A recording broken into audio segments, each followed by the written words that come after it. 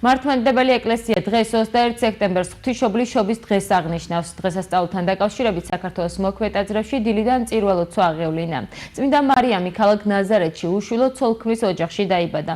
ყველა წმინდა ღვთისმშობლის შობის ხსენება უძველესი დროიდან, როგორც მართლმადიდებელი ეკლესიის დღესასწაული ჯერ კიდევ მე-4 საუკუნეში დადგინდა. საქართველოს კათოლიკოს-პატრიარქის ლოცვა-კურთხევით 21 სექტემბერს დღის 12 საათზე თითოეულმა მართლმადიდებელმა ღვთისმშობლისადმი მიძღვნილი ლოცვა წაიკითხა. დაიბადა ადამიანი, რომლისგანაც უნდა მოეფინოს მთელ კაცობრიობას სიხარული.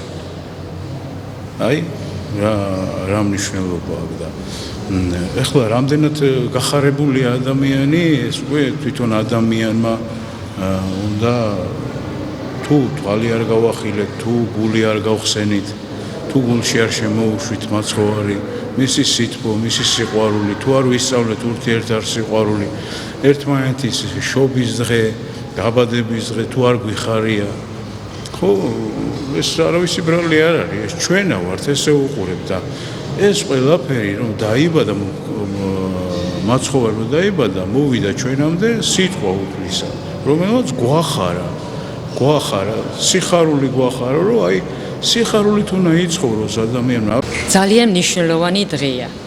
ვილოცავ მთელ ქრისტიანობას, ღვთისმშობლობას, კაცობრიობას მოუვლინა მხსნელი. ამაზე მნიშვნელოვანი დღე რა უნდა იყოს. ვილოცავ მთელ საქრისტიანოს ამ დღეს.